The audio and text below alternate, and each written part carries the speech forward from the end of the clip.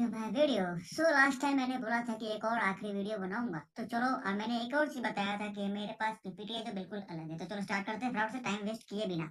तो introduction to C language यानी first chapter देखते हैं, ठीक है। तो स्टार्ट करते हैं। ओके, सेकंड पे आते हैं, ठीक है। एजेंडा क्या है इसका वो देखेंगे, ठीक है। और ये सब एजेंडा है, ठीक है। फिर हिस्ट्री देखते हैं इसका। हिस्ट्री में क्या है, अब हिस्ट्री का पढ़ते हैं सी लैंग्वेज का। C is a programming language developed at AT AT&T Bell Laboratories of USA in 1972, designed and written by Dennis Ritchie, ठीक है। ये क्वेश्चन आ सकते हैं कि किसने बनाया था, ठीक है ना। सी प्रोग्रामिंग लैंग्वेज जो है डेवलप हुआ था कहाँ पे, पहले एटी और टी बेल लैबोरेटरीज में यूएसए के अंदर 1972 में, ठीक है। और डिजाइन किए गए थे, ठीक है। और लिखे किसके द्वारा गए थे, डिजाइन और लिखे डेनिस रिची के द्वारा किए गए थे, ठीक है। डेनिस रिची का स्पेलिंग क्या है, DENNISRITCHIE, याद रखना, ठीक है।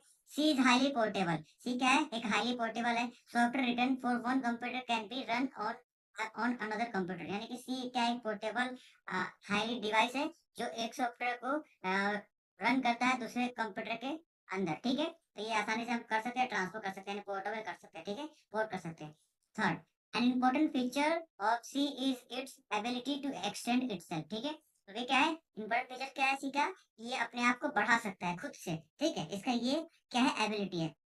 C programming is basically a collection of functions, ठीक है। अब सी प्रोग्रामिंग क्या है, वो बेसिकली कलेक्शन ऑफ फंक्शंस है, ठीक है। चलो अगले आते हैं, अगले स्लाइड्स पे, ठीक है। ये सब हिस्ट्री है, ये सब नहीं आएगा, देख लेना ऐसे ही, ठीक है। जो आएगा मैं इंपॉर्टेंट करा देता हूँ, ओके ओके। और सी क्या, चलो ये देखते हैं। सी language is one of the most popular computer language today because it is a structured high level machine dependent language, ठीक है। ठीक है, ये क्या है, मिड लेवल लैंग्वेज है, लेकिन इसमें हाई लेवल क्या है, ये हाई लेवल लैंग्वेज नहीं है, मिड लेवल लैंग्वेज है, ठीक है। तो याद रखना, लेकिन हाई लेवल पे अभी है ऐसा, ठीक है। तो सी क्या है, एक मोस्ट पॉपुलर कंप्यूटर लैंग्वेज है आज के दिन, जो कि स्ट्रक्चर है और हाई लेवल पे है वो, मशीन डिपेंडेंट लैंग्वेज है, ठीक है। और इसको बोलते हैं मिड लेवल लैंग्वेज, लेकिन अभी हाई लेवल पे है एक तरह से, समझ में आ रहा, लॉजिकल लगाना समझ में आएगा। C is structured program language. C क्या है, एक स्ट्रक्चर्ड प्रोग्राम लैंग्वेज है, ठीक है। C supports functions that enables easy maintainability of code by breaking large file into smaller modules, ठीक है।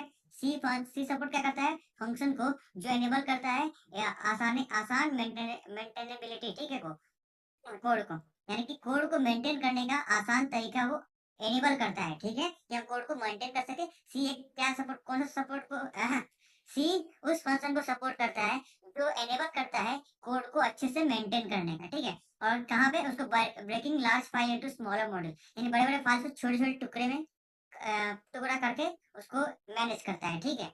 आगे, comments in C provides easy readability. इसमें कमेंट्स भी होते हैं, इसमें डबल स्लैश और याद है ना, multi line comment, single line comment. तो ये हमको क्या करता है, कोई भी चीज को आसानी से पढ़ने में हमको मदद करता है। तो ये प्रोवाइड करता है ये फंक्शन, ताकि हम लोग उसका हेडिंग डाल सकें कि हम लोग कर क्या रहे हैं प्रोग्राम। तो ये हमको इजी चीज प्रोवाइड करता है। फिर क्या, सी is a powerful language. C क्या है, एक पावरफुल लैंग्वेज, ठीक है। आगे आते हैं, फिर क्या है, इंपॉर्टेंस ऑफ सी क्या है देख लेते हैं। तो ये पोर्टेबल है, हाई लेवल लैंग्वेज नहीं है, मिड लेवल लैंग्वेज, ठीक है। ये गलत लिखा हुआ है, इसको लिखना है हाई मिड लेवल लैंग्वेज, ठीक है। ये पोर्टेबल है, मिड लेवल लैंग्वेज है, एफिशिएंट एंड फास्ट है, फास्टर देन बेसिक है, data types and powerful operators है, एबिलिटी टू एक्सटेंड इटसेल्फ है, फिर कलेक्शन ऑफ फंक्शंस है, ठीक है। अगले पे आते हैं। और हाँ, मैंने लास्ट वीडियो में कहा था कि जब आपको अगर पूछे कि basic structure of C program, यानी स्ट्रक्चर ऑफ सी प्रोग्राम क्या है, तो वो, तो उसको इस तरह से ड्रॉ करना है, ठीक है। तभी आपको फुल मार्क्स मिलेंगे। 6 मार्क्स में तब भी ये ड्रॉ कीजिए, और 2 मार्क्स में तब भी। तो कम यही ड्रॉ करना है, कुछ आना है, पर ये ड्रॉ जरूर करेगा, ठीक है। आप कैसे याद करना है इसको बता देता हूँ। तो पहले देखो, सब में सेक्शन सेक्शन सेक्शन लिखे हुए, राइट। यहाँ पे 1 2 3 4 5 6 है टोटल, ठीक है। और सभी में सेक्शन लिखे हुए, ठीक है। तो हमको याद कैसे करना है वो देख लो। तो पहले आएगा डॉक्यूमेंट लो, लिंक दो, डेफिनेशन रटो, ग्लोबल डिक्लेरेशन करो, याद हो गया। फिर क्या करना है, मेन फंक्शन पढ़ो, और उसके अंदर डिक्लेरेशन एग्जीक्यूटिव पार्ट को, ठीक है। और उसके बाद क्या है, सब प्रोग्राम हो गया। और उसके अंदर फंक्शन 1 फंक्शन 2 डॉट डॉट फिर फंक्शन है। ये क्या है, ये यूजर डिफाइंड फंक्शन है। ऐसे याद कर लेना, ऐसे सेम बॉक्स बनाना खूबसूरत सा, अच्छे राइटिंग में फुल मार्क्स मिलेंगे, याद रखना।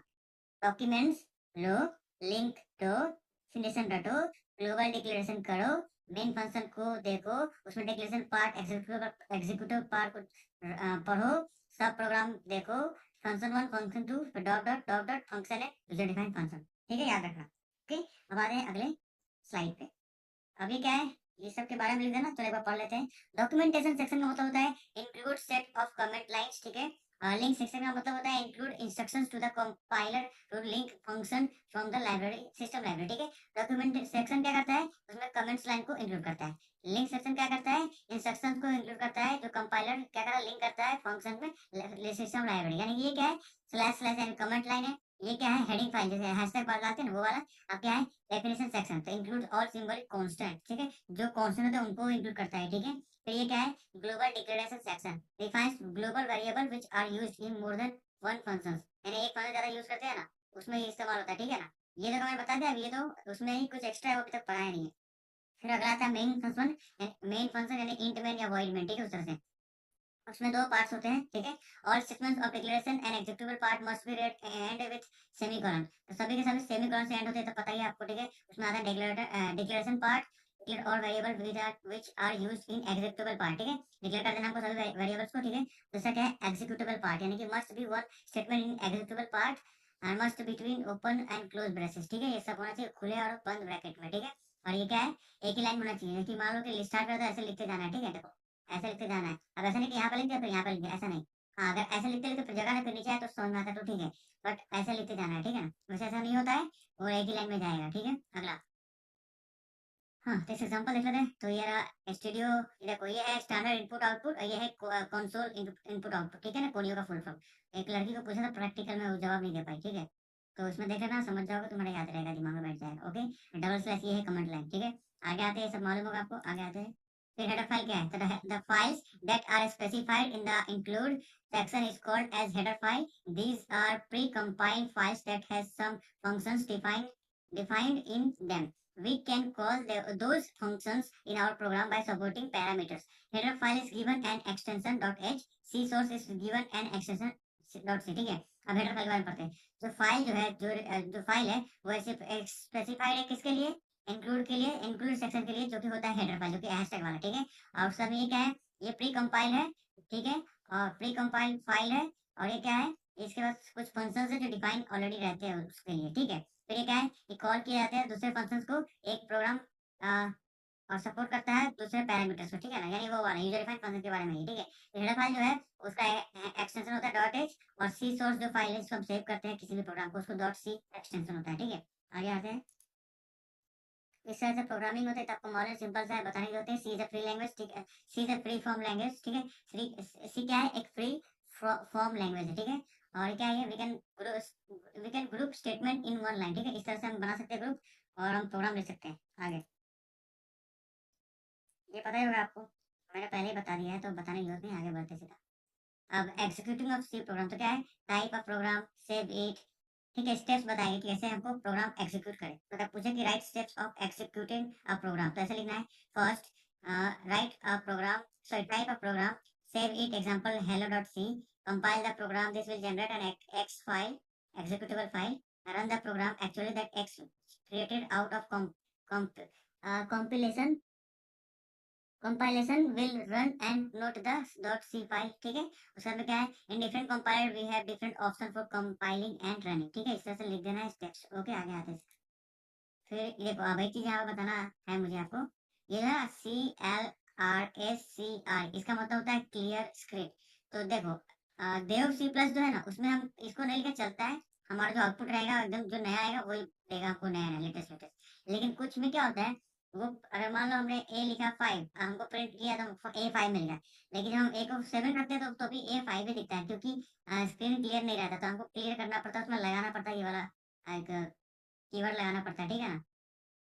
तो इसको हम डाल देंगे ना, तो उसमें क्लियर स्क्रीन, तो जो भी होगा ना, जैसे हमने 5 लिखा अभी है, तो 5 दिखा दे, फिर वो क्लियर कर देगा अपने आप ही, और फिर हम फिर 7 दिखाएगा हमको, इस तरह से, ठीक है। इसका मतलब होता है क्लियर स्क्रीन, जो आउटपुट स्क्रीन है उसको क्लियर कर देता है, तो इसका इस्तेमाल वहां पे करते हैं, याद रखो। आगे, ओके, ये सब तो आपको मालूम है। प्रोग्राम दो नंबर को ऐड करना है, तो ये लिख देंगे, ये लिखने चलेगा, बट ये लिखना जरूरी पहला होना, ठीक है। स्टूडियो लिखना है पहला, फिर इंट में या वॉइड में लिखो, वॉइड में भी छोटा होना चाहिए, इसमें बड़ा लिखा है, इसको मत देखना, मैं अभी प्रोग्राम लिखा हूँ, समझ जाओगे। तो ये लिखना है, A equal to 10, B equal to 10, A equal to 10, B equal to 10, ठीक है। फिर हमको सी लिखना है, क्योंकि हमको ऐड करना है दो नंबर, यानी दो नंबर के लिए हम दो लिख दिए वेरिएबल, तीसरा वेरिएबल बना था कि इन दोनों को ऐड करके उस वेरिएबल में स्टोर कर सके, ठीक है ना। फिर हमने क्लियर स्क्रीन लिखा, फिर उसका C equal to A plus B किया। अब क्या किया, हमने प्रिंट कर दिया सी को, हो गया हमारा ए प्लस बी इक्वल टू 20 हो जाएंगे आंसर, ठीक है, आउटपुट आ गया 20। और क्या है, बस खत्म। ये पीपीटी खत्म, अब वेट करो।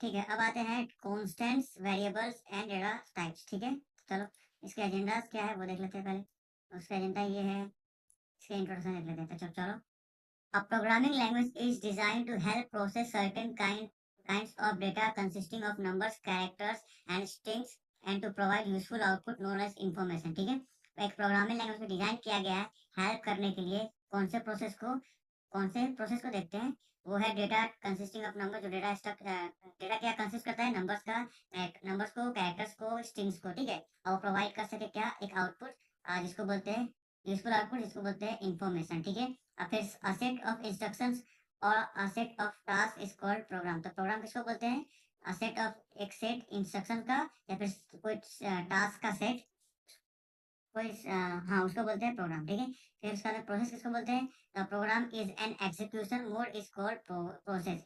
जब वो प्रोग्राम किसी एग्जीक्यूशन मोड में होता है तो उसको बोलते हैं प्रोसेस। ठीक है, फिर आगे पढ़ते हैं, the instructions are formed using certain symbols and words according to some rules known as syntax. ठीक है, इंस्ट्रक्शन क्या करता है, फॉर्म करता है सर्टेन सिंबल्स को एंड वर्ड्स को, इसके अकॉर्डिंग रूल्स के जो कोई होते हैं सिंटैक्स। ठीक है, आगे आते हैं।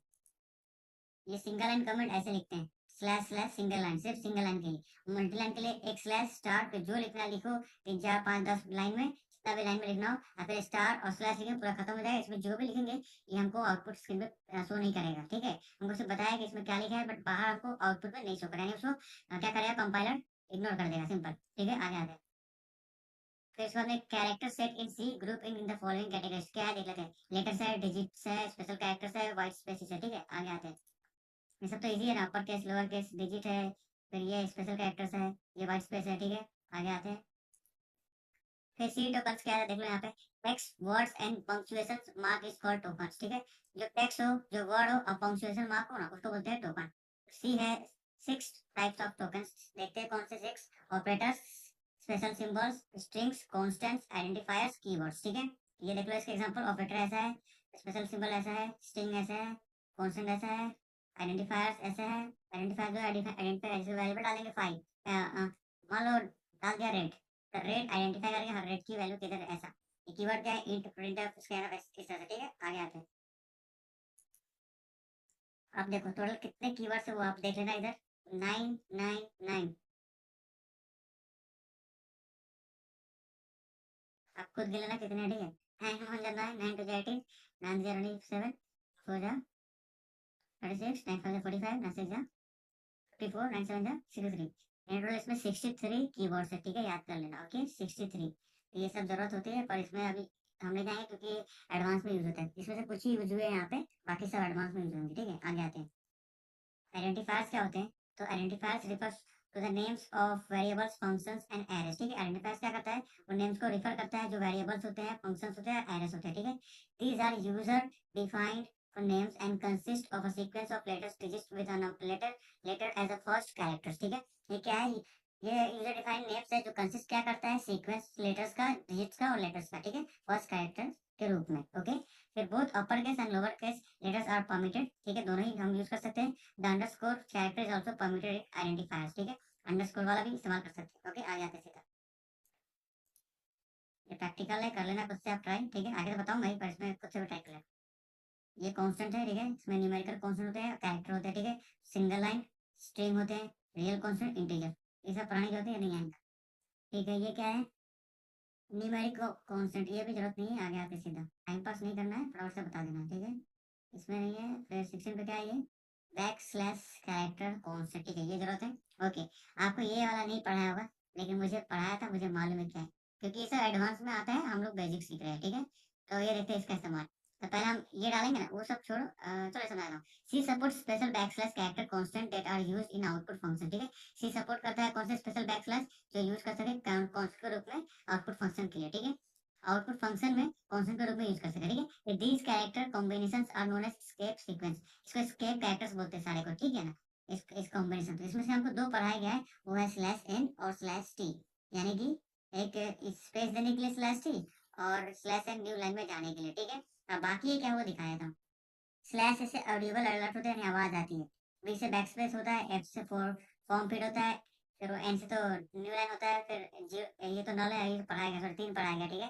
फिर वी से वर्टिकल टैब होता है, टी से स्पेस होता है या फिर हॉरिजॉन्टल टैब होता है, ठीक है। फिर आर से क्या होता है, कैरियर रिटर्न होता है, ठीक है। ये सारे इसके क्या है, स्कैप कैरेक्टर। चलो आगे आते हैं।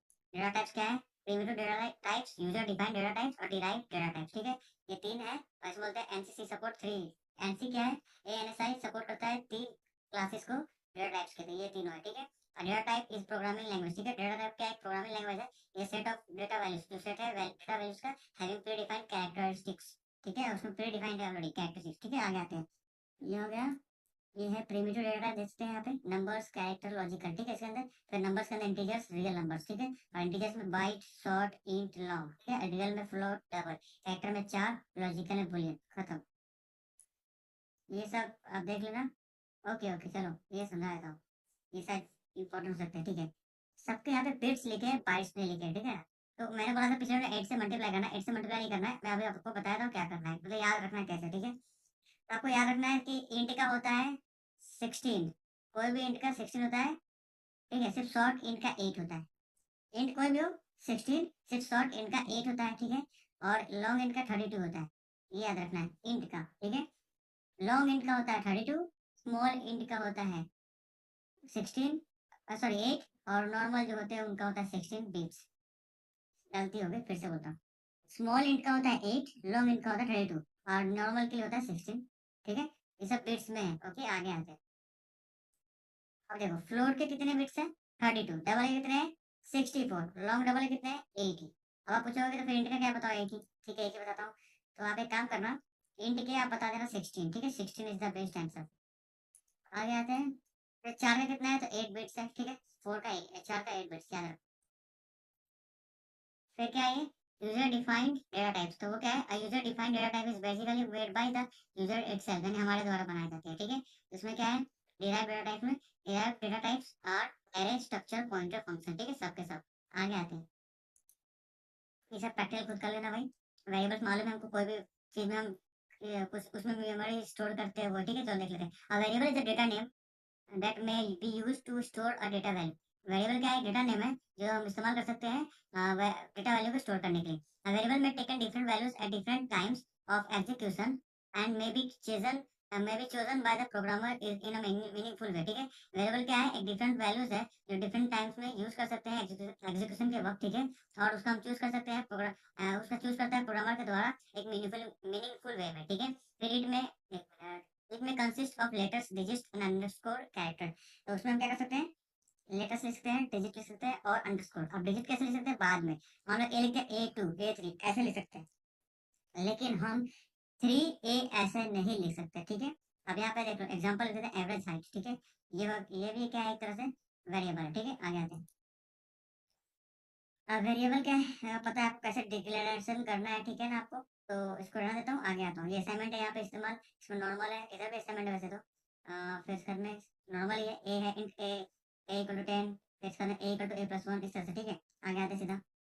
ये क्या है, अब देखो किसी चीज को कांस्टेंट रखना ना हमेशा के लिए, तो उसको ये इस्तेमाल करते हैं, ठीक है ना। मान लो कि हमको इस क्लास अगर 40 रखना है, भले हम बाद में चेंज करें फिर भी 40 रहना चाहिए क्लास है। तो कांस्टेंट CONST इस्तेमाल करते हैं, ठीक है, कांस्टेंट इंट। और ये लिख देंगे वैल्यू, ये याद रखना बस, और कुछ नहीं है इसके अंदर, रूल्स नहीं आएंगे, प्रैक्टिकल है ये फिर। और ये स्कैन अभी आगे पढ़ूंगा, स्कैनर, ठीक है। ठीक है, ये क्या है, read data from keyboard.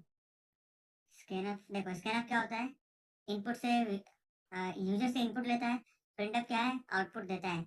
Input लेने के लिए क्या करते हैं, स्कैनर लिखते हैं, परसेंटेज डी लिखते हैं और एंड परसेंट डालते हैं, जो हमने वेरिएबल लिखा है वो डालते हैं, ठीक है। प्रिंटफ में सिर्फ प्रिंटफ लिखेंगे, डबल ये कॉमा डालेंगे, अंदर जो लिखना है लिख देंगे, प्रिंट हो जाएगा। फिर यहाँ पे कॉमा डाल के नंबर डालेंगे तो नंबर वाला क्या वैल्यू प्रिंट होगा, सिंपल सी बात है। इसको छोड़ो, आगे आते हैं। ओके, ये मैंने बता दिया था, इसमें सब बहुत सारे इसमें और है, कोई जरूरत नहीं है हमको। ओके हाँ, जरूरत है ना, ठीक है। ये है फॉर्मेट स्पेसिफायर्स, ठीक है, जो कंट्रोल करता है स्ट्रिंग्स को और सब कुछ को। परसेंटेज सी क्या करता है, character. Percentage D numbers. Percentage E भी है, परसेंटेज एक्स फ्लोट को, परसेंटेज फिर एस स्ट्रिंग को। बस इतना याद रखो, बाकी बहुत सारे और देखने की जरूरत नहीं, वरना दिमाग खराब हो जाएगा, ओके। आगे आते एक प्रोग्राम है, इसमें 2 नंबर को ऐड करना है, ठीक है। तो लिख दिया हमने 3 वेरिएबल, फिर प्रिंट लिया इंटू 2 नंबर, फिर स्कैनर लिया, देखो स्कैनर इस्तेमाल कर रहे हैं यहाँ पे, देखो इस तरह से स्कैनर इस्तेमाल किया, एंड भी कॉमा डाल के, ठीक है। फिर ऐड किया, हमने आंसर मिल गया, और हमको मिलेगा आंसर कितना, 12 10 लिखा तो 22 हो गए, ठीक है। 12 10 इजिकल टू 22। आगे आते हैं और से खत्म हो गए, प्रैक्टिकल देख लेना, खुद से कर लेना, ओके। और वेट, अब आते हैं ऑपरेशन, ऑपरेटर्स एंड एक्सप्रेशन पे, ठीक है। तो ये क्या है, C support a rich set of operators, ठीक है। सी सपोर्ट क्या करता है, बहुत सारे ऑपरेटर्स, ठीक है। Operators are used in programs to manipulate data and variables, operator का इस्तेमाल करते हैं प्रोग्राम में ताकि वो मैनिपुलेट कर सके डेटा और प्रोग्राम वेरिएबल्स को, ठीक है। फिर they usually form a part of the mathematically of logical expressions, ठीक है। ये क्यों यूज करते हैं ज्यादातर, उस पार्ट के लिए, मैथमेटिकल लॉजिकल पार्ट्स के लिए, ठीक है। समय क्या है ये, combination of operators and operands in call expression, ऐसा कॉम्बिनेशन क्या ऑपरेटर्स का ऑपरेंड्स में कॉल एक्सप्रेशन के लिए, ठीक है। एक मिनट रुक जाओ, ओके। अब आते हैं अगला, ये क्या है, इसमें कितने सारे ऑपरेटर्स हैं तो मैंने बता दिया था पिछले वीडियो में, आप देख लो। ये सारे ऑपरेटर्स हैं, ओके, याद रखना आप। अब इसमें अरिथमेटिक क्या है देख लेते हैं, इसमें प्लस माइनस मल्टीप्लाई डिवीजन या मॉड्यूलस, ठीक है। इतने सारे लिख देने हैं, इसके एग्जांपल इसी तरह से लिखने हैं, ठीक है ना। For example A plus A minus B, A plus B, A into B, P Q, P modulus Q, इस तरह से ए डिवाइडेड बी, ऐसे लिख देना एग्जांपल। फिर क्या है, the modulo division division produce the remainder of an integer division, ठीक है। The modulo division operator can not be used on floating point data, ठीक है। इस तरह से आगे आते हैं। फिर रिलेशनल लिखना है, तो रिलेशन में ये होता है, देख लो, ये लेस देन, ये equal to, less than, equal to, greater than, equal to, सब लिख देना, ठीक है ना। इसका नाम लिख देना कि क्या है ये, ठीक है। और एग्जांपल लिख देना, if A is greater than 20 तो ए इक्वल टू बी, इस तरह से, ठीक है। इसके सारे एग्जांपल लिख देना, तो मार्क्स मिलेंगे अच्छे खासे, ठीक है। आगे आते हैं, फिर लॉजिकल इस तरह से आएंगे, एंड और नॉट, ठीक है, मतलब एंड और नॉट। और इसके एग्जांपल इस तरह से लिख देना, ठीक है। ये असाइनमेंट ऑपरेटर्स है, A equal to A plus B, इस तरह से मल्टीप्लाई, फिर डिवाइड, फिर ऐसे कैसे लिख सकते हैं, ऐसे लिख सकते हैं। तो ये बता देना है, ठीक है, कि A plus equal to B, A multiply equal to B, A divide equal to B, A minus equal to B, इस तरह से, ठीक है। इसको चेंज कर सकते हैं असाइनमेंट ऑपरेटर का इस्तेमाल करके, ठीक है। अब आगे आते हैं, इसका प्रैक्टिकल कर लेना, या फिर मैं आगे दिखाऊंगा। फिर इंक्रीमेंट डिक्रीमेंट, यानी कि इधर प्लस आएगा, इधर प्लस आएगा, इधर आएगा प्री इंक्रीमेंट, इधर आएगा पोस्ट इंक्रीमेंट, ठीक है। ये है प्री, ये है पोस्ट, और ये क्या है, ये इंक्रीमेंट है, और ये है डिक्रीमेंट, यानी प्री डिक्रीमेंट पोस्ट डिक्रीमेंट, ठीक है। इस तरह से आगे आते हैं, इसका मैसेज ले सकते हैं, M equal to M plus one, M equal to M minus one, इस तरह से भी लिख सकते हैं। पर ये आर इसको छोड़ दो, यहाँ पे देखो सिर्फ, ठीक है। आगे आते, सबके एग्जाम्पल लिखे हुए, ठीक है। ये देखो, इंक्रीमेंट है, पोस्ट इंक्रीमेंट, प्री इंक्रीमेंट, इस तरह सबके एग्जाम्पल है, आप देख लेना, ये जरूरत नहीं है उतना। अब यहाँ पे कंडीशनल ऑपरेटर क्या होता है, तो पहला होता है क्वेश्चन, उसके दो आंसर होते हैं, पहला आंसर नहीं होगा दूसरा आंसर होगा, ठीक है। पहला क्वेश्चन लिख दिया, क्वेश्चन मार्क डाल दिया, कॉलन डाला और आंसर लिखा, ये आंसर है, दूसरा डाला कॉलन, सेमी कॉलन डाला इसमें, ठीक है ना। और उसके अंदर हमारा आंसर मिल जाएगा, ठीक है। ये क्या है, इसको बोलते हैं टर्नरी ऑपरेटर्स भी और कंडीशनल ऑपरेटर्स भी, ठीक है। इस एग्जाम्पल देख लिए, आगे आप ऑलरेडी बता चुका हूँ पिछले वीडियो में, इसलिए यहाँ पे जल्दी जल्दी बता रहा हूँ। इसके एग्जाम्पल्स है, अब स्पेशल कैरेक्टर्स ऑपरेटर, सॉरी, इसमें comma operator, size of operators, pointer operators, जैसे कि एंड और स्टार। ये एंड क्या है, एड्रेस फाइंड करने के लिए, स्टार क्या है, उसको पॉइंट करने के लिए, ठीक है। और ये क्या है, बस इतना ही, और क्या है बताओ। आगे आते हैं, ये है कॉमा ऑपरेटर, देख लो आप, ज्यादातर ये नहीं आएगा, ये आ सकता है 2 मार्क्स में। किसी का भी साइज फाइंड करना हो तो हमको लिखना होगा साइज, और फिर जिसका फाइंड करना उसका ब्रैकेट के अंदर डाल दो, हो गया, ठीक है। फिर एक एग्जाम्पल है, देख लो, और ये पीपीटी भी खत्म हो गया, ठीक है। अब वेट करो, चलो अब इनपुट आउटपुट ऑपरेशन देख लेते हैं सी में। तो इसके इंट्रोडक्शन है, पहले वो देखते हैं, ठीक है। तो इतने सारे इंट्रोडक्शन कौन पढ़ेगा भाई, सिंपल सी बात याद रखना, there are number of input output function in C, ठीक है। Based on the data type, the input output functions are classified into 2 parts, ठीक है। कौन से 2 पार्ट्स में, फॉर्मेटेड फंक्शंस और अनफॉर्मेटेड फंक्शन, ठीक है। आगे आते हैं, फॉर्मेटेड फंक्शंस क्या है, तो वो है with the formatted functions with the input output is formatted as per requirement, as per our requirement, ठीक है। ये क्या है, input output function header file इसके अंदर, ठीक है। Header file should be include in the program at the beginning, मालूम है आपको कि शुरुआत में ही, बिगिनिंग में ही ये इंक्लूड किए जाते हैं। आगे आते हैं, देखो इनपुट एंड आउटपुट फंक्शंस क्या है, तो दो है इसमें, फॉर्मेटेड और अनफॉर्मेटेड। इसमें आते हैं प्रिंटफ स्कैनर, और इसमें आता है gate C S, P C H, gates का चार गेट्स, ये सब क्या अनफॉर्मेटेड फंक्शंस है, ठीक है। ये आउटपुट है, ये इनपुट है, सॉरी सॉरी, इनपुट आउटपुट दोनों ही है इसमें, ठीक है। तो ये इसमें इनपुट ये रहा, और ये आउटपुट ये रहा, ठीक है। इसमें भी इनपुट आउटपुट दोनों ही, गेट से हम इनपुट लेते हैं, पुट से आउटपुट करते हैं शायद, ठीक है ना। तो ये सब है, ठीक है, इस्तेमाल कर सकते हैं, ओके। ये अनफॉर्मेटेड है और फॉर्मेटेड है। आगे आते हैं, अब देखो फॉर्मेटेड फंक्शन क्या है, it read and write all types of data values, requires format string to produce formatted result, returns value after execution. तो फॉर्मेटेड फंक्शन क्या है, वो रीड करता है और राइट करता है सभी डेटा वैल्यूज को, रिक्वायर होता है उसको फॉर्मेट स्ट्रिंग को, ठीक है, प्रोड्यूस करने के लिए रिजल्ट को, okay, returns value after execution होता है, ठीक है। इसमें क्या है अनफॉर्मेटेड फंक्शंस में कि वो सिर्फ काम किस पे करता है, विद कैरेक्टर डेटा टाइप ही, सिर्फ कैरेक्टर डेटा टाइप के ऊपर ही काम करता है, ठीक है, और इसको रिक्वायर नहीं होता है format conversion for formatting data type, ठीक है। आगे आते हैं, ये प्रिंटफ है, प्रिंटफ क्या करता है आपको पता है अच्छी तरह से, ये this function displace output with specified format, ठीक है, इट रिक्वायर्स फॉर्मेट कन्वर्जन, इसे इतना सारा हार्ड मत पढ़ना, अब बस क्या करना इसे प्रिंट करते थे, इसके लिए लिख देना इसके बारे में, ठीक है, प्रिंटफ का फंक्शन, ठीक है, और उसका एग्जांपल दे देना, हो गया हमारा आंसर, ठीक है। अब क्या है, ये इसका सिंटैक्स है, ठीक है, सिंटैक्स को लिख देना अच्छा रहेगा, प्रिंटफ, फिर इसमें कंट्रोल स्ट्रिंग, फिर वेरिएबल 1 वेरिएबल 2 वेरिएबल n, फिर बंद कर दो ब्रैकेट को, इस तरह से इसका क्या है सिंटैक्स, ऐसे एग्जांपल लेते हैं। अब percentage D, percentage S, percentage C, percentage F, ये सब इस्तेमाल होंगे, क्या है फॉर्मेट स्पेसिफायर, ठीक है। आगे आते हैं, इसके एग्जांपल दिए गए एग्जांपल में डाल देना उसमें, ठीक है, आंसर। और आगे आते हैं सीधा यहाँ, ये सब जरूरत नहीं है, ओके, ठीक है। स्कैनर पे आते हैं सीधा, स्कैनर पे करता है इनपुट लेता है, रीड करता है data type, sorry, scanner function क्या करता है, रीड करता है all the types of data values, ठीक है, ये वैल्यूज देते हैं उसको रीड करता है, it is used to run time assignment of variables, क्या करते हैं रन टाइम में हम कुछ भी इनपुट दे सकते हैं, इसके लिए इस्तेमाल करते हैं, ठीक है, और बाकी बाकी सब लिख देना अपने हिसाब से, ठीक है, ये देख लो पीडीएफ पर, आप पेज देख लो। चलो आगे आते हैं, इसके ये रहा सिंटेक्स, ऐसे सिंटेक्स लिखना है, percentage D, percentage A, percentage C, and A and B and C, इस तरह से, ठीक है। आगे आते हैं इसके एग्जांपल से, ठीक है।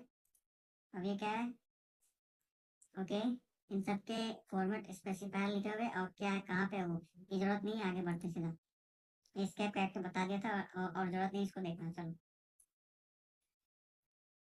अनफॉर्मेटेड फंक्शंस भी है, देखो ये है character input output, string out input output, file, ठीक है। तो थ्री टाइप्स के क्या होते हैं इनपुट आउटपुट फंक्शन होते हैं अनफॉर्मेटेड में, ठीक है, ये तीनों, ये गेट चार का इस्तेमाल, इस सब का इस्तेमाल, ठीक है, ये सब जरूरत नहीं है अभी फिलहाल। गेट का इस्तेमाल क्यों करते हैं, इनपुट लेने के लिए, ठीक है, ओके, इसका इस्तेमाल क्यों करते हैं, इनपुट लेने के लिए, याद रखना, और इसका इस्तेमाल करते हैं आउटपुट देने के लिए, ठीक है। बस खत्म, ये भी वेट करो। तो आते हैं decision making and control statement में, ठीक है। तो इसमें if statement, switch statement, conditional operator statement, ठीक है, ये सारे होते हैं इन, तो क्या करता है सी सपोर्ट करता है इन फॉलोइंग डिसीजंस को, ठीक है, स्टेटमेंट बनाने के लिए, ओके। अगला आते हैं, क्योंकि इफ स्टेटमेंट तो मैंने ऑलरेडी बता दिया था पिछले वीडियो में, तब देख लो, और क्या ही बताऊँ मैं, जब तक वो पहले क्या करता है, पहले it allows the computer to evaluate the expression first and then dependence, ये सब कुछ नहीं आपको पता है, वो याद रखना बस।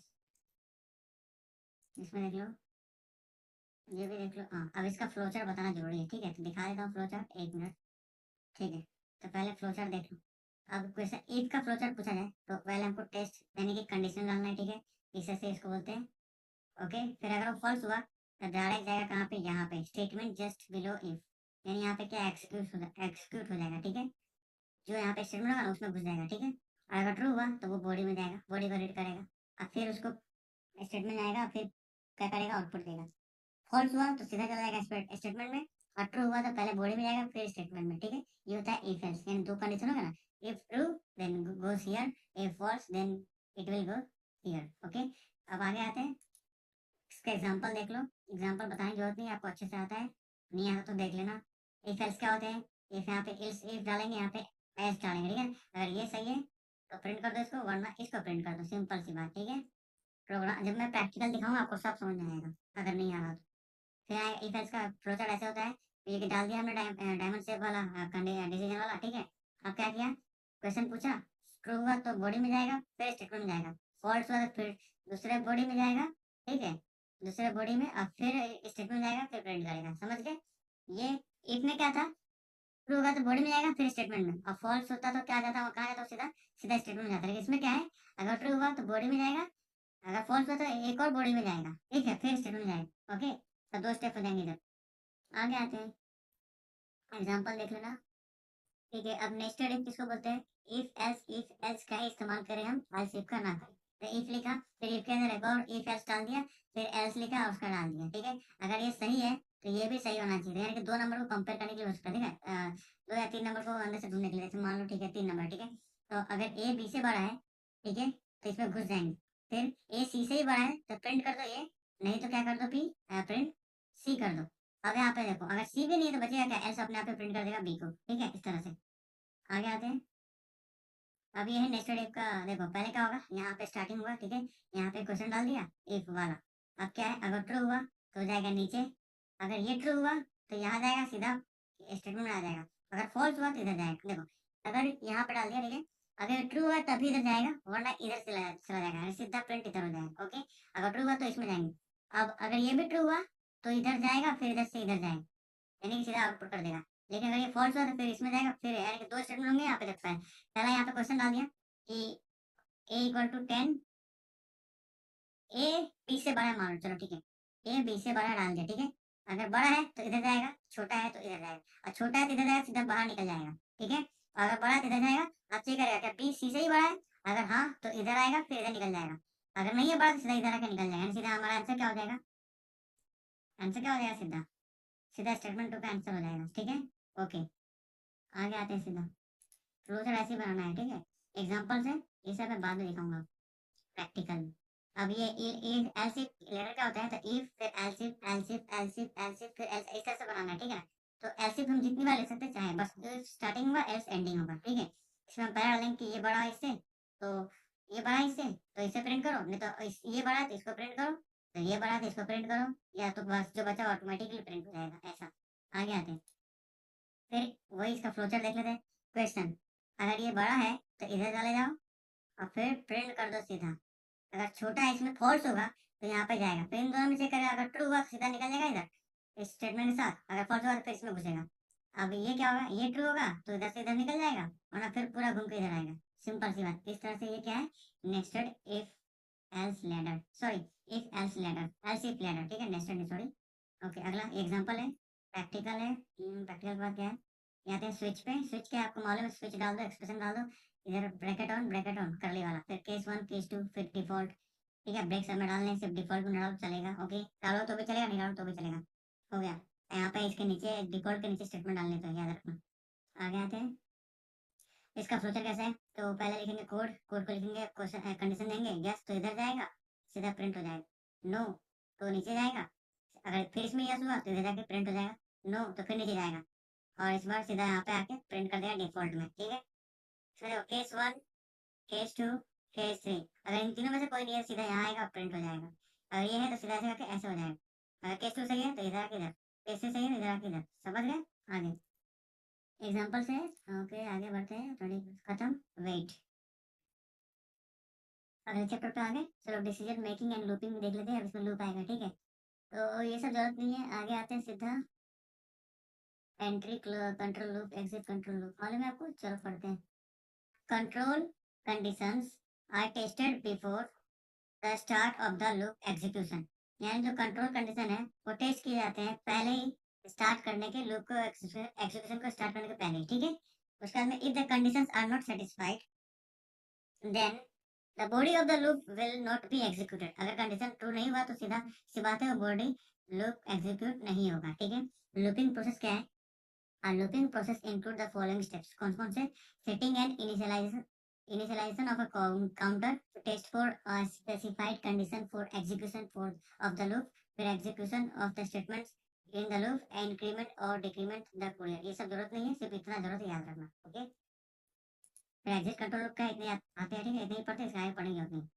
The test is performed at the end of the body of the loop, therefore the body is executed unconditionally for the first time। अब इसमें क्या है, टेस्ट परफॉर्म होता है आखिरी में, पहले लूप चालू हो जाता है, फिर होता है टेस्ट, ठीक है, यानी पहले काम होता है बाद में उसको चेक करते हैं, और ये क्या है, ये इसलिए बॉडी एग्जीक्यूट होता है अनकंडीशनली पहले बार में, ठीक है, पहली बार में वो अनकंडीशनली हो जाएगा, इसलिए एक वैल्यू तो प्रिंट हो ही जाएगा, फिर चेक करेगा, फिर अगर सही बात तो ही दूसरा वैल्यू प्रिंट होना नहीं होगा, ये होता है एग्जिट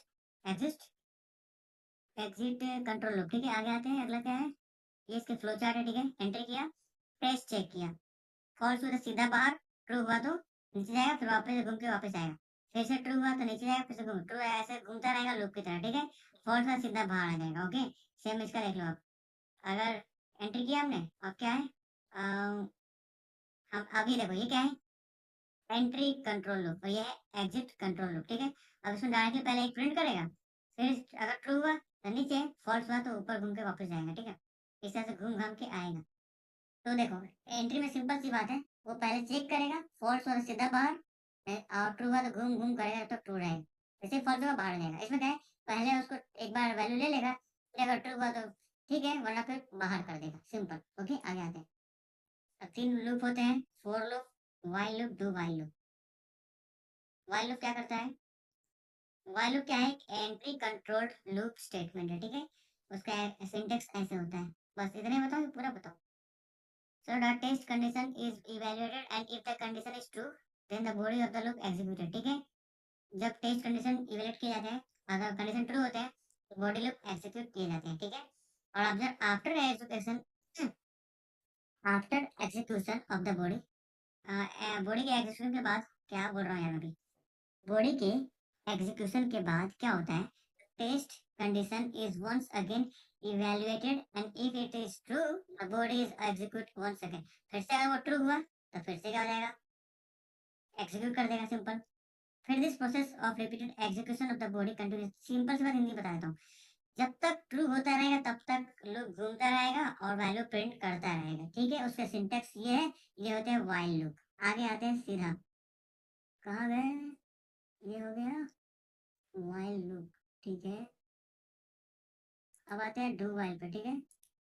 ये सारे इसके प्रैक्टिकल से, ठीक है, देख लेना। और इसके फ्लो चार्ट दिखा दो पहले। ये है व्हाइल लूप के फ्लो चार्ट। तो देखो पहले क्या किया, टेस्ट चेक किया, ट्रू हुआ तो बॉडी में गया, फिर घूम के वापस से आया क्वेश्चन में। इस तरह से घूमते रहेगा जब तक ट्रू रहेगा, फॉल्स होता सीधा बाहर जाएगा। ओके, ये व्हाइल लूप है। अब देखते हैं आगे, इस एग्जांपल से देख लेना, प्रैक्टिकल से फिर डू व्हाइल लूप। तो ये क्या है, इसका भी देख लो, पहले सिंटेक्स ये है, ठीक है। अभी ये क्या कर सकता है, अब ये कब क्या करेगा, in while loop the body of the loop, ठीक है। अगर ये सेटिस्फाई नहीं करता है ट्रू तो डायरेक्टली क्या करेगा, बाहर। अभी कैसे, इसका पहले एक बार देख लेते हैं फ्लो चार्ट, तो उतना पढ़ने की जरूरत नहीं, ठीक है। हमने क्या डाला, बॉडी लूप डाला। अब वो क्या हुआ, कंडीशन में गया, ठीक है। कंडीशन ट्रू हुआ तो वापस घूम के आएगा, फॉल्स हुआ तो एक स्टेटमेंट, हाँ ठीक है। इसमें क्या है, वाइल में क्या था, ट्रू होगा तब ही वो प्रिंट करेगा, अब घूमता रहेगा। फॉल्स हुआ सीधा बाहर आ जाएगा, उसमें स्टेटमेंट नहीं था। इसमें स्टेटमेंट है कि ये वाला, फॉल्स हुआ तो भी स्टेटमेंट प्रिंट कर देगा, और ट्रू हुआ तो घूम घूम करता रहेगा, और जब फॉल्स हुआ तो वापस एक स्टेटमेंट प्रिंट करके निकलेगा ये, ठीक है। ये होता है डू डू व्हाइल लूप। आगे आते हैं, इसके एक एग्जांपल है, वो पढ़ने की जरूरत नहीं है फिलहाल। फॉर लूप क्या है देख लो, इसमें सिंपल फॉर लूप होता है, नेस्टेड फॉर लूप होता है, ठीक है। इसमें फॉर लूप ऐड करते हैं, जैसे इक्वल्स किया था वैसे ही, ठीक है। एक मिनट, तो आते हैं आगे। ये सब थोड़ा, हाँ, फ्लो चार्ट देख लो आप।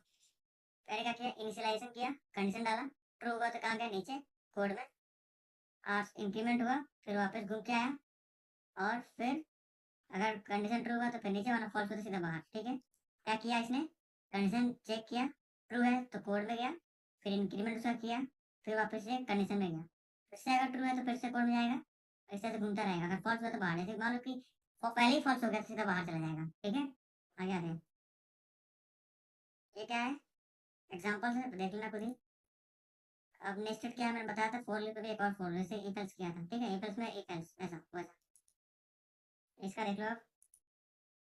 एक इनिशियलाइज किया, ठीक है, कंडीशन डाला, ट्रू हुआ तो नीचे गया, फिर अगर फॉल्स हुआ सीधा बाहर आ जाएगा, ट्रू हुआ तो फिर वो स्टेटमेंट जाएगा, फिर इंक्रीमेंट होगा, फिर अंदर घुसेगा, फिर इस तरह से ऊपर जाता रहेगा, ठीक है।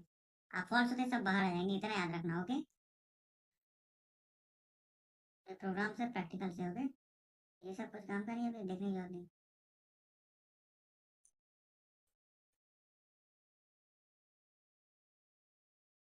ये देख लो, तीनों लोग के ये सिंटेक्स है सारे के सारे, ठीक है। यहाँ पे आप ब्रेक लगा सकते हो, आपकी मर्जी, नहीं लगाओ तो भी चलेगा, ठीक है। देखो वाइल में सीधा वाइल लिखना है, कंडीशन डाल देना है, ठीक है। और बॉडी लिखना है, और इफ इस्तेमाल कर सकते हो चाहो तो। फिर डू में क्या करना है, डू वाइल में डू लिखना है पहले, और फिर इसका एक जो भी लिखेंगे वो पहले प्रिंट हो जाएगा, फिर वाइल डालेंगे उसमें क्वेश्चन कंडीशन आ जाएगा, ठीक है। और फोर लूप में आपको पता है, फोर डालेंगे क्वेश्चन, इसी में कंडीशन होंगे, और अगर ट्रू हुआ तो प्रिंट होगा, ठीक है। आगे ये इसके फ्लो चार्ट है, ठीक है। एग्जाम्पल्स ये सब छोड़ो, कंटिन्यू मैंने बताया था पिछले वीडियो में, सब बता दिया है, गो टू भी बता दिया मैंने, ठीक है। फ्लो चार्ट, गो टू का क्या है, स्टेटमेंट वन है, लेवल वन, ठीक है। अब अब क्या हुआ, इसे स्टेटमेंट टू, स्टेटमेंट थ्री। अगर गो टू लेवल स्टार्ट करें तो सीधे यहाँ से यहाँ घुस सकते हैं, ठीक है ना, ऐसा बताया गया इसमें। आगे आते हैं, खत्म ये वाला, वेट करो। अब लाइब्रेरी फंक्शन क्या है देख लेते हैं, ठीक है। तो इसमें सिर्फ देख लेते हैं, पढ़ते नहीं है, ठीक है। इसमें कुछ एमपी नहीं लग रहा मुझे फिलहाल तो। ये सारे लाइब्रेरी फंक्शन के बारे में बताया गया, ठीक है। ये सब आपको जरूरत नहीं है, अभी क्वेश्चन सिलेबस में नहीं है, ठीक है, वेट कीजिए। चलो, इस पूरे सेमेस्टर का last chapter user defined function और लास्ट सब्जेक्ट, ठीक है, एग्जाम का। ठीक है, यहाँ पे आते हैं। हम मैंने ऑलरेडी बता दिया है सब, तो ये बताऊंगा, जो नहीं पता है वो बताता हूँ, ठीक है।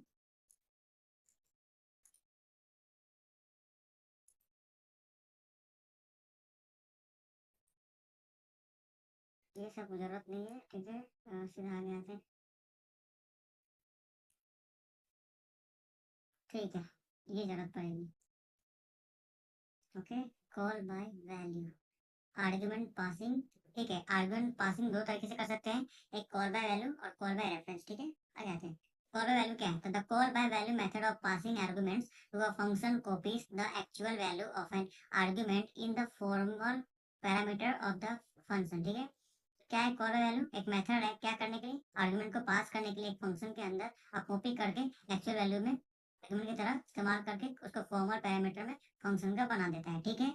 फिर अगला, इन दिस केस क्या होता है, the changes made to the parameter inside the function have no effect on the argument. इस केस में क्या होता है, जो चेंज करते हैं, बनाते हैं पैरामीटर में, वो क्या होता है, कोई भी इफेक्ट नहीं पड़ता। मान लो हमने ऊपर लिख दिया इंट ए इंट बी, ठीक है। अब नीचे हम चार कैरेक्टर ले देंगे, फिर भी वो इंट को प्रमोट करेगा। हमने उसमें अगर कॉल कर लिया उस, देखो, हमने ऊपर लिखा है इंट ए इंट बी, ठीक है।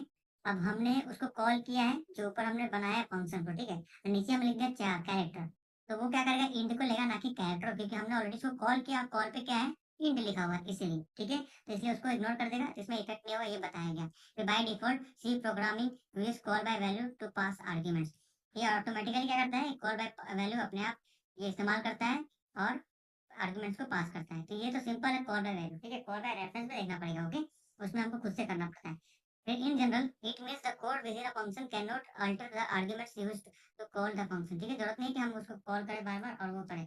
तो इसका मतलब सिंपल सी बात है, जो कोड होता है फंक्शन के अंदर, उसको हम अल्टर नहीं कर सकते आर्गुमेंट में यूज करने के लिए। Call can not alter the arguments, हम आर्गुमेंट को अल्टर नहीं कर सकते और यूज कर सके कि फंक्शन को कॉल करें, ठीक है।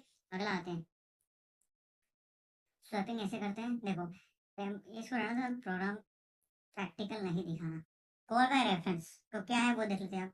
The call by reference method of passing arguments to a function copies the address of an argument into the formal parameters, ठीक है। कॉल बाय रेफरेंस मतलब क्या है, वो पास करता है आर्ग्यूमेंट को फंक्शन को कॉपी करने के लिए और उसके एड्रेस को चेक करने के लिए, ठीक है। और उसमें क्या करता है, फॉर्मल पैरामीटर में बदल देता है उसको, ठीक है। फिर inside the function the address is used to access the actual argument using call, ठीक है। यहाँ पे डीजे बज रहा है, तो फंक्शन के अंदर ही वो एड्रेस को चेक करता है और उसका एड्रेस को यूज करके उसको आर्गुमेंट को बना देता है कॉल करके, ठीक है। It means the changes made to the parameter affect the passes argument, ठीक है। इस तरह से देख लेना आप। म्यूजिक बंद बज रहा है इसलिए मैं बंद कर देता हूँ, ठीक है।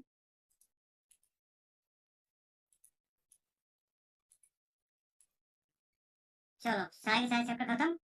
अब प्रैक्टिकल थोड़ा सा दिखाया था, ठीक है।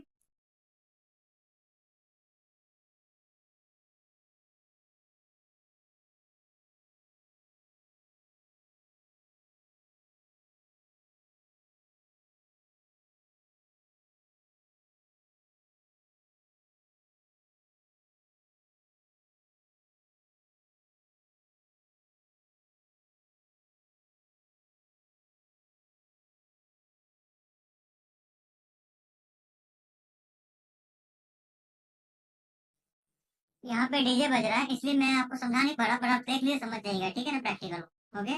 ये किसी ने भेजा है, थैंक यू यार भेजने के लिए, ठीक है।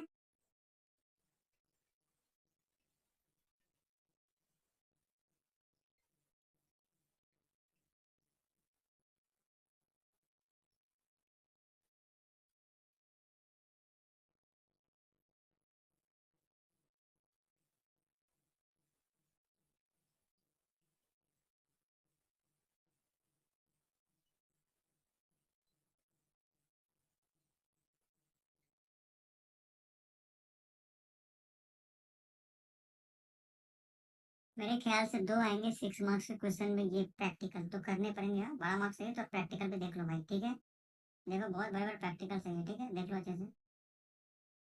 ये रिजल्ट बनाया गया है भाई साहब। कितना बड़ा आउटपुट है इसका। ठीक है, अगला आते हैं। 27 पर भी आए हम लोग।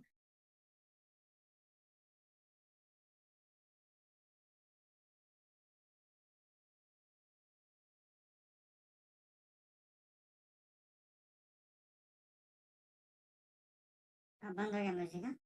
क्या मुसीबत है। चलो ठीक है, पहले देख लो फटाफट से। अभी 37 पे ही है, 54 टोटल साइंस में, ठीक है।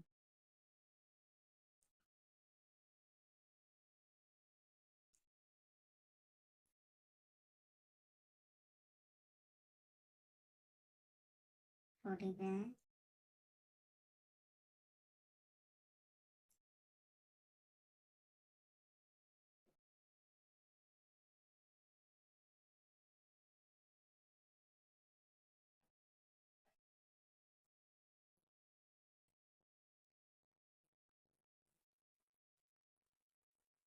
ठीक है, तो खत्म हुआ लेक्चर, मिलते हैं अब नेक्स्ट टाइम में। अलविदा।